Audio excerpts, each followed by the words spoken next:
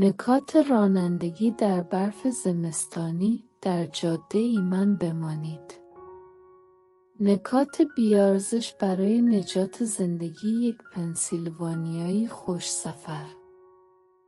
همه ما می‌دانیم که یک تصادف می‌تواند به قیمت جان شما تمام شود. به همین دلیل دانستن نکات زیر برای رانندگی در برف مهم است. آگاهی بیشتر در مورد رانندگی در برف به شما کمک می‌کند در موقعیت‌های چسبنده ایمن بمانید.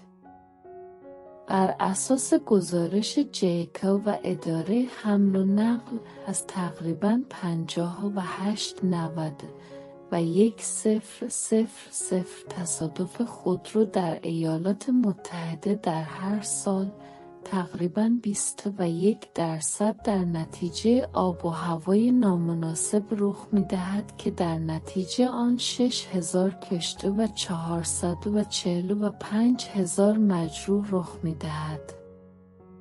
برای شما مهم است که نکاتی را برای رانندگی در برف یاد بگیرید تا بتوانید احتمال تصادفات ناشی از برف، جراحات یا بدتر از آن را کاهش دهید.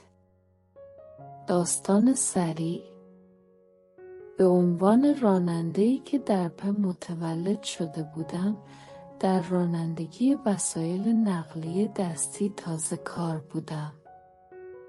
اما وقتی دوست سابقم با یک ماشین اسپرت کوچک ما را به داخل برف کوهستانی هدایت کرد، توانستم ما را از گیر افتادن بدون سرویس در میان راه نجات دهم. بله، این به همان اندازه بد است. سرویس همراه از بین رفته بود. GPS که مپ ما ناراضی بود و فقط جاده ها را به ما نشان میداد، بنابراین کمی گم شدیم. با کشت صف رو به بالای تپه روی برف بودیم. در این لحظه متوجه شدم که به نقطه اوج رسیدیم. وقت رانندگی من بود. من در آیورک خود را مجبور کردم که به من اجازه دهد رانندگی کنم، هرچند که بهترین راهنما نیست. به جای اینکه بخواهم در بدترین وضعیت ممکن بچرخم، ترجیح دادم با احتیاط از کوه عقب نشینی کنم و با لاستیک‌های اسپرت شیک خود عقب نشینی کنم.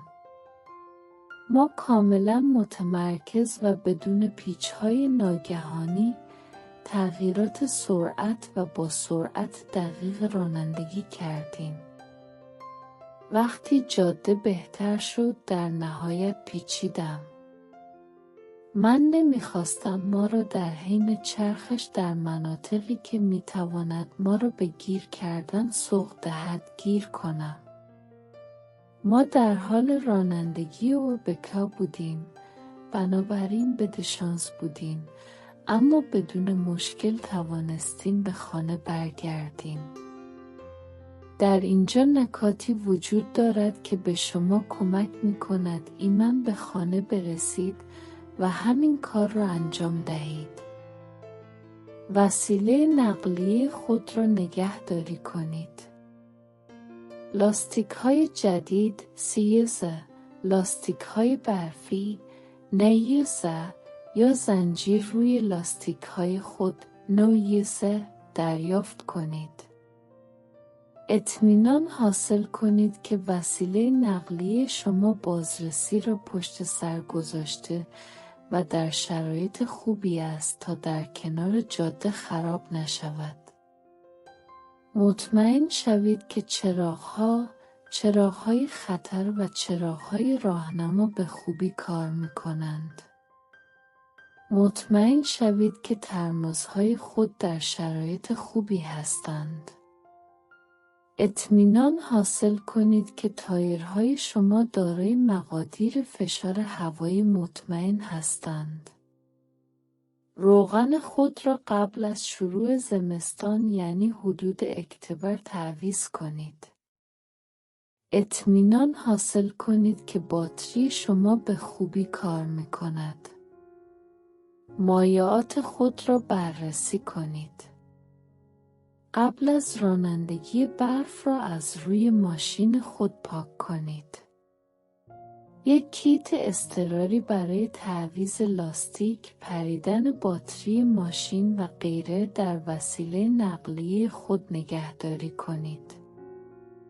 آب بطری، تنقلات، پتو یا لباسهای اضافی را در داخل وسیله نقلیه خود نگهداری کنید. سمپر پراتس، همیشه آماده.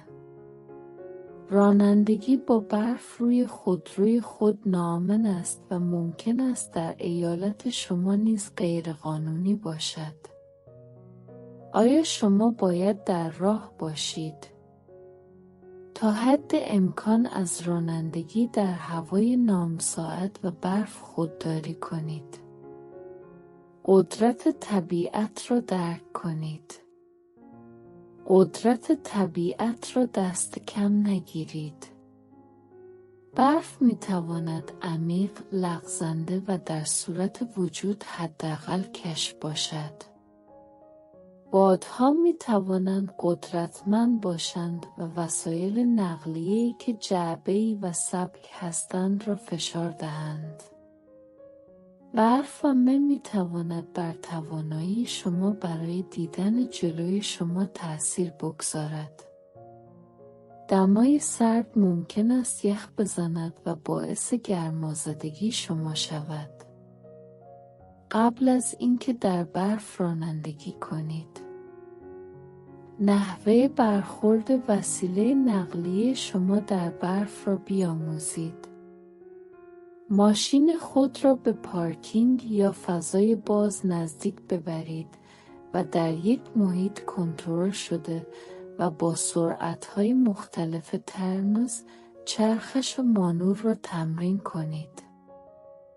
با تمرین رانندگی در برف در فضاهای باز مسطح که هیچ مانعی برای برخورد ندارند، در هنگام وجود خطرات، علایم و چراغ‌های خیابان، عابران پیاده و خطرات غیرمنتظره بهتر می‌توانید در جاده مانور دهید.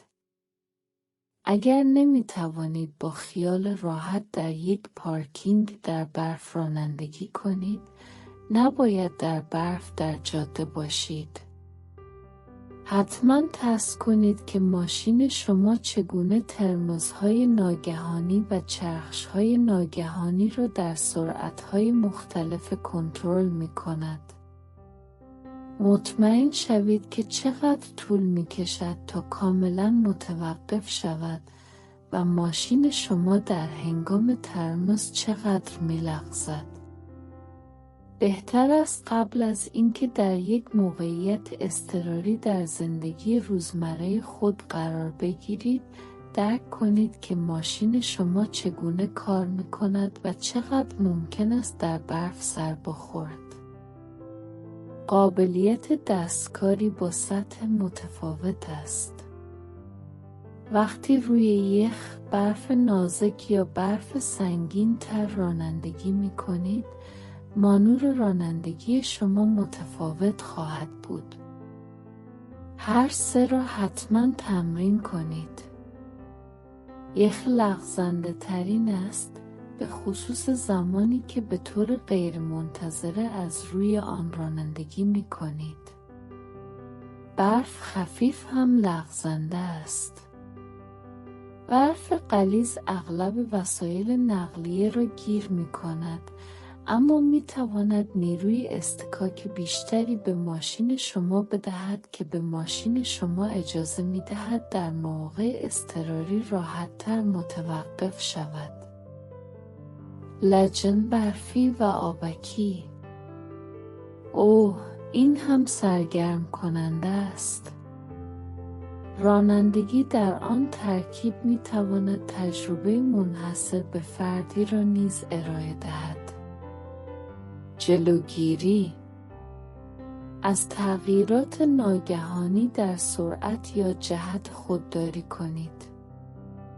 متوجه باشید که وقتی در برف رانندگی می کنید، تغییرات ناگهانی در سرعت یا جهت ممکن است باعث شود کشف و کنترل وسیله نقلیه خود را از دست بدهید. همیشه تا آنجا که ممکن است تغییرات سرعت و چرخش‌های تدریجی را در برف انجام دهید. این کار کشت شما را بهبود می‌بخشد. نمک یا خاک گربه را در ماشین خود نگهداری کنید. این وزن اضافی در وسیله نقلیه شما باعث افزایش کشت و توانایی شما در مانور در برف می شود. اما همچنین اگر زمانی گیر کردید، می توانید محتویات آن را زیر و نزدیک لاستیک های خود قرار دهید تا به شما کمک کند در دست گرفتن، کشت به دست آورید و از گیر افتادن خارج شوید. وقتی در برف گیر کرده اید، بستر بچه گربه ها می تواند معجزه کند تا به شما کمک کند از آن خارج شوید. هنگامی که جاده ها ناامن هستند یا به دلیل هر مشکلی احساس ناراحتی می کنید، چراغ‌های خطر خود را روشن کنید. چراغ‌های خود را روشن کنید تا برای سایر وسایل نقلیه بیشتر دیده شوید. سرعت رانندگی خود را کاهش دهید. با کاهش سرعت، زمان واکنش بیشتری را به خود بدهید. آهسته تر رانندگی به شما این امکان را می دهد که در زمانی که می خواهید سریع توقف کنید، تمایل کمتری به سرخوردن، از دست دادن کنترل یا سرخوردن داشته باشید. حداقل 10 مایل در ساعت با سرعت مجاز رانندگی کنید. از کروز کنترل در برف یا باران استفاده نکنید. کروز کنترل ممکن است باعث شود که بیشتر در معرض لغزش و از دست دادن کنترل وسیله نقلیه خود باشید.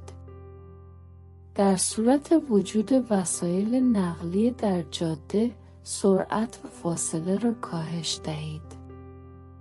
دفاعی رانندگی کنید. در هر شرایط اضطراری آماده باشید تا بوق بزنید. هر زمان که ممکن است خود را با رانندگان خوب احاطه کنید. اگر کسی را دیدید که روی برف رانندگی می کند، جذب او شوید.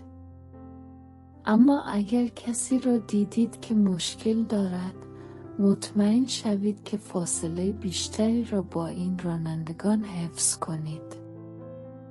با پای خود در هنگام استراحت رانندگی کنید، نه اینکه با تنبالی روی زمین بنشینید. برای وسایل نقلیه جلوی خود فضای اضافی بیش از 5 ثانیه فراهم کنید تا زمان بیشتری برای توقف در موقع اضطراری به خود بدهید. این مهم است، مانند بقیه درب عقب را نگیرید. از توقف رانندگی نترسید، در مکانی امن بمانید و منتظر بهبود شرایط باشید. از جاده به سمت منطقه‌ای که شخم زده نشده است خارج نشوید، زیرا ممکن است در برف و یخ گیر کرده و خود را در وضعیتی بدتر از آنچه در آن بودید قرار دهید. در عوض، من دوست دارم از خروجی بروم و در برگر کینگ یا والمارت محلی پارک کنم. یخ سیاه شفاف و تقریباً غیر ممکن است. زمانی اتفاق می‌افتد که جاده خیس معمولاً در طول شب و همچنین در ساعات روشنایی روز یخ می‌زند. این میتواند در نتیجه ریزش باران و سپس یخ زدن به دلیل دمای زیر انجماد زمین اتفاق بیفتد. این همچنین میتواند به دلیل دمای انجماد و ذوب طبیعی اتفاق بیفتد، جایی که برف ذوب میشود و به آب تبدیل میشود و به دلیل دماهای سردتر تبدیل به یخ میشود. این میتواند روی پلها اتفاق بیفتد زیرا در زمستان سردتر میمانند، برخلاف زمین طبیعی که به دلیل ظرفیت نگهداری گرما به طور طبیعی گرمتر میماند. توجه داشته باشید که پلها اغلب به جای خاک دارای هوا هستند. بنابراین آنها برای یخ زدن آب در بین یخهای سیاه بیشتر مستعد هستند.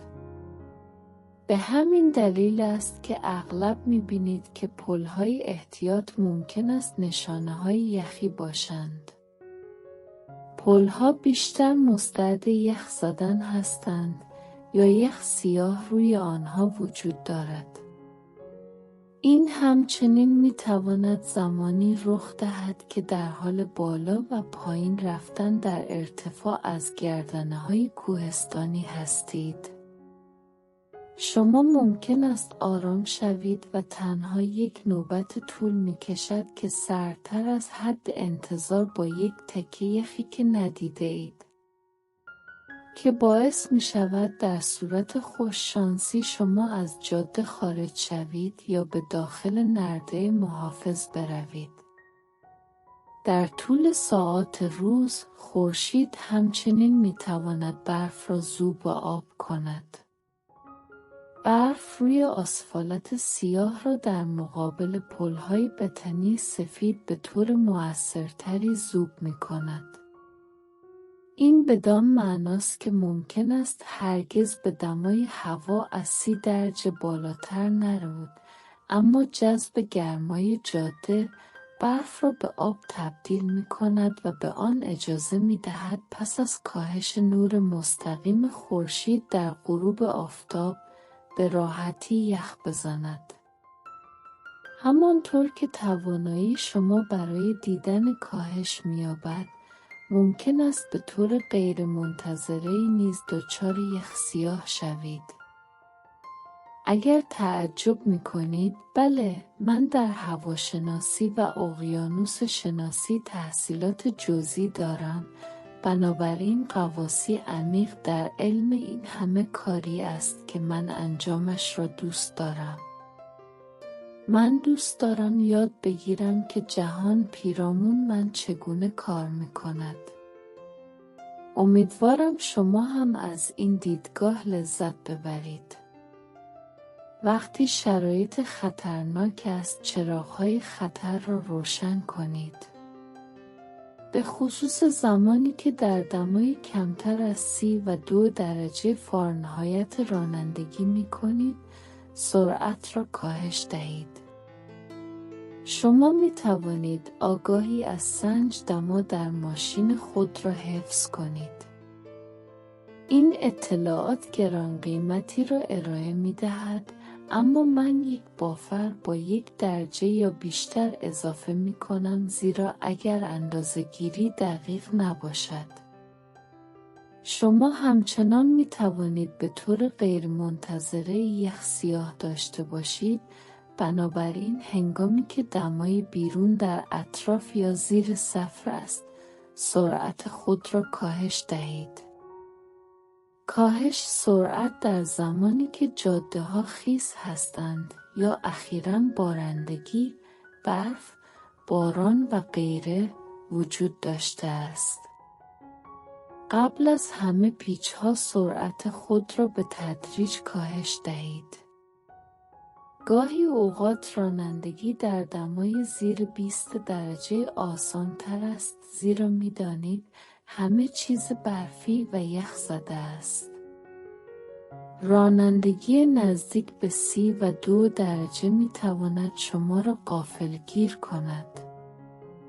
ممکن است یخ غیرمنتظره‌ای را تجربه کنید که می‌تواند 10 برابر بدتر از تجربه مشکلی باشد که انتظار دارید و می‌دانید. با احتیاط بیشتر بین 20 تا 35 درجه فارنهایت رانندگی کنید. در دمای زیر 20 درجه فارنهایت می توانید انتظار داشته باشید که همه چیز لغزنده باشد. وقتی در برف یا یخ سیاه سر می خورید، از تغییرات ناگهانی در سرعت، جهت یا ترمزگیری خودداری کنید. به یاد داشته باشید که اگر شروع به سر خوردن کردید، زمان آن نیست که چرخ خود را به طور ناگهانی بچرخانید تا با آن مقابله کنید.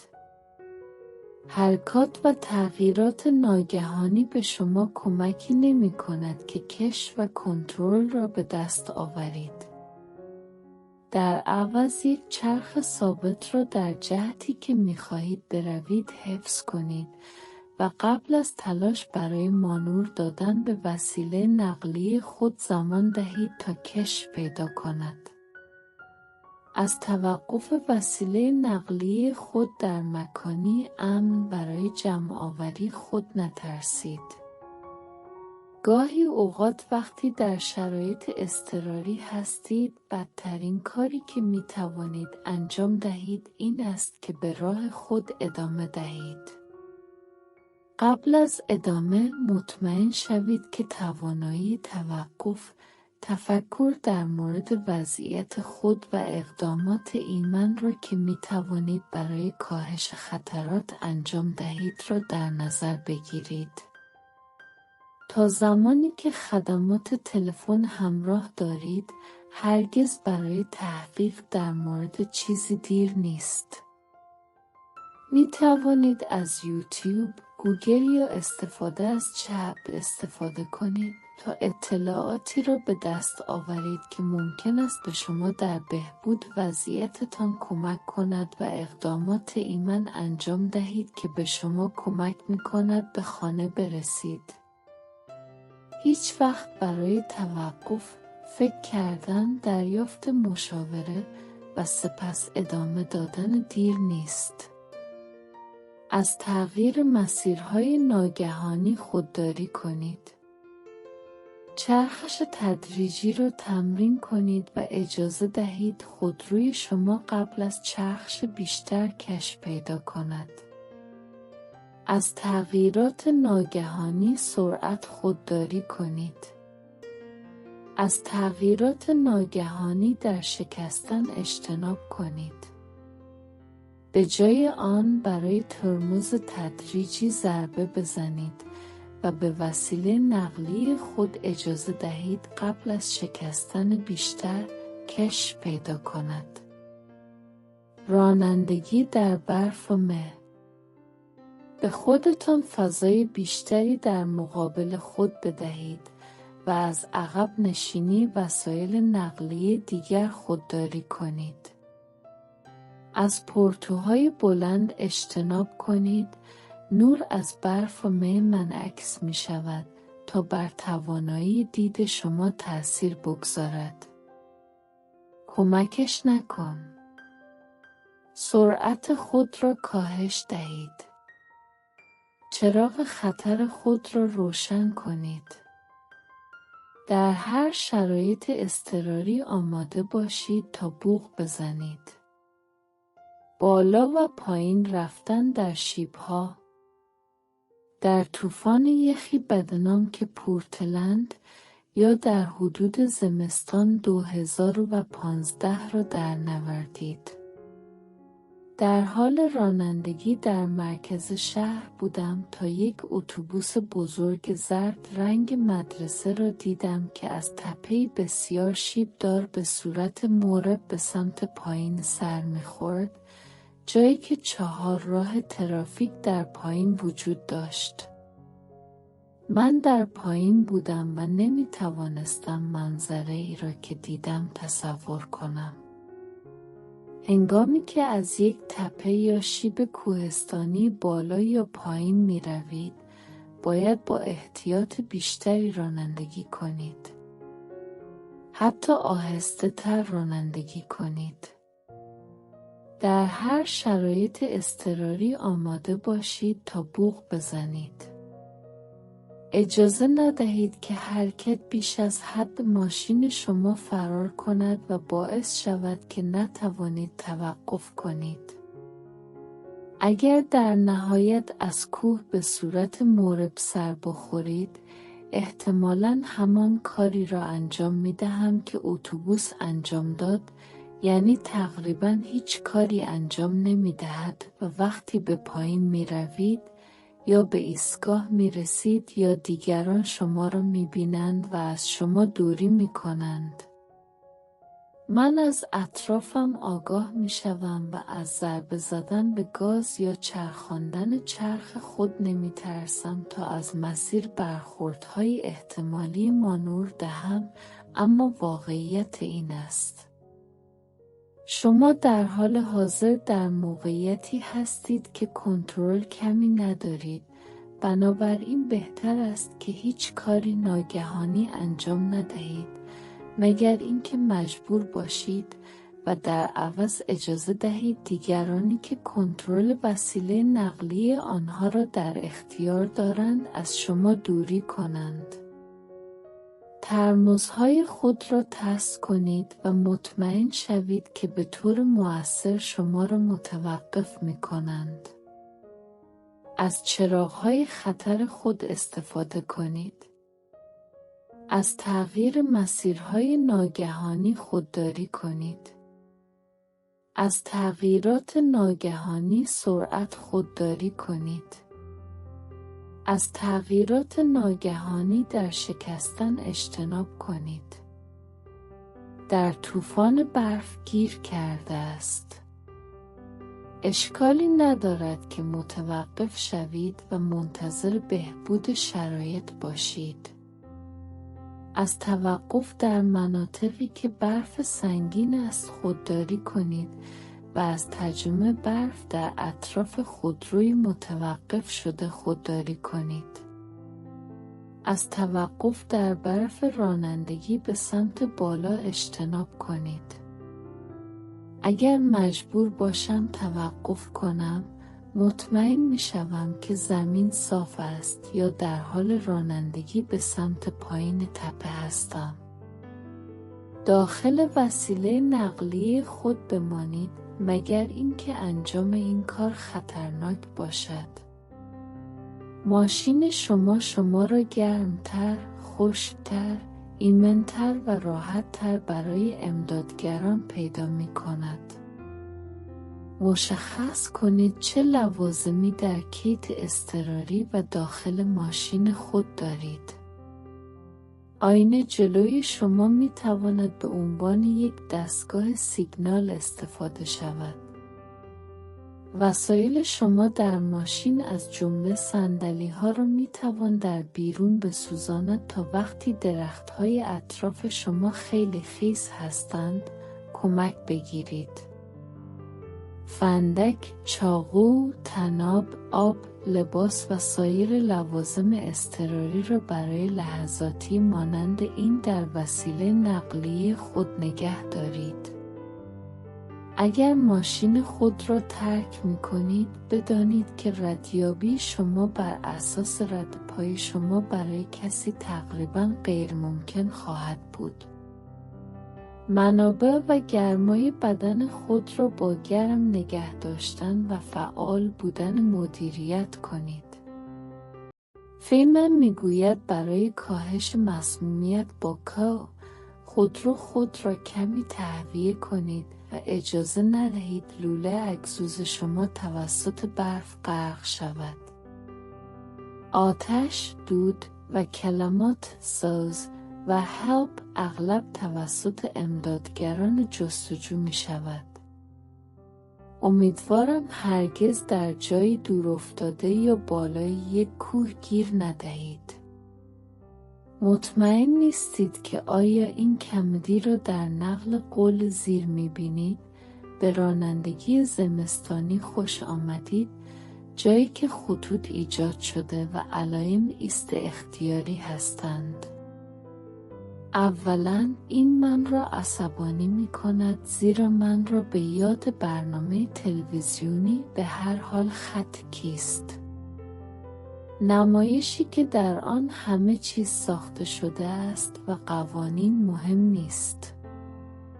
خب از نظر کمدی اساساً من بارها به شما گفتم که راز رانندگی در برف این است که تغییرات تدریجی در سرعت، جهت یا ترمز انجام دهید. اساساً از توقف کامل در مواقعی که نیازی به آن ندارید خودداری کنید، فقط شوخی کنید. اما واقعاً در این مواقع بیشتر مراقب باشید. علائم خیابان و قوانین صحیح جاده را رعایت کنید. قدرت طبیعت را نادیده نگیرید. غلبه بر همه آنها یا جلوگیری از آنها می تواند بسیار دشوار باشد.